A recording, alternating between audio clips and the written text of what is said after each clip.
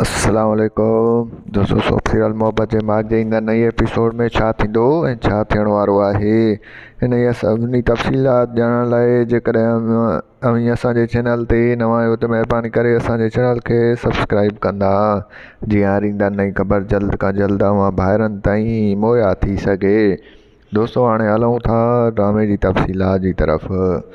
तव्हांखे ॿुधाईंदा हलूं त ईंदड़ नई एपिसोड में तव्हां ॾिसंदव त तू जेको आहे छिते कुते वारी ज़िद करे वेही रहंदो। जी हाँ दोस्तों, तव्हांखे ॿुधायूं त मुजेरी वीचारो बेवस थी वेंदो ऐं जेको आहे सो ॻोठ जे माण्हुनि खे चवंदो त तव्हां वञी होतू खे सम्झायो, होतू असांजे मुड़ण खां जेको आहे सो ज़ोर थी चुको आहे। ऐं होॾो वरी तव्हांखे ॿुधायूं त ईंदड़ नई एपिसोड में कूंज वीचारी जेको आहे तमामु घणी परेशान हूंदी।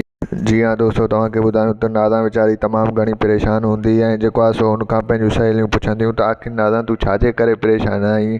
तंहिंखां पोइ हू चवंदी त जेको आहे सो वलण मां निकिरणु केॾो जेको आहे मुश्किल कमु आहे। हक़ीक़त इहा आहे त जॾहिं इंसानु कंहिं टोले मां निकिरी हिकु जॻह ते वेंदो आहे त उहो अकेला महसूसु कंदो आहे, तॾहिं सख़्तु खां सख़्तु ज़िंदगी महसूसु थींदी आहे।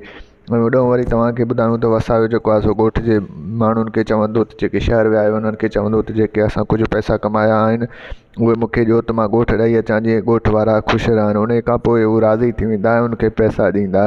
ऐं होॾो वरी तव्हांखे ॿुधाईंदा हलूं त ईंदड़ नई एपिसोड में होतू जेको आहे पंहिंजो सामान बि ॿधी छॾींदो। तंहिंखां पोइ बि मुजेरी अची हिनखे चवंदो त जेको आहे सो तूं ईअं न कर, ऐं हू कुते वारी ज़िद करे वेही रहंदो। ऐं होॾो वरी तव्हांखे ॿुधायूं त ऑफिसर तमामु जल्द जेको आहे सो ॻोठु वापसि जेको आहे सो मोटी ईंदो। जी हाँ दोस्तों, तव्हांखे ॿुधायूं त पोइ जेको आहे सो मुजेरी खां हू माफ़ी वठंदा ऐं मुजेरी जेको आहे सो दिलि जो साफ़ माण्हू आहे, वरी बि हुननि खे माफ़ु करे छॾींदो। जी हाँ दोस्तों, तव्हांखे ॿुधायूं त मुजेरी वरी बि हुनखे माफ़ु करे छॾींदो। अव्हांखे मुंहिंजो रिपोर्ट कीअं लॻो कमेंट में पंहिंजो राय ॾींदा। वठंदासीं इजाज़त, मिलंदासीं नई वीडियो में। रखंदा पंहिंजो ख़्यालु। अल्लाह हाफ़िज़।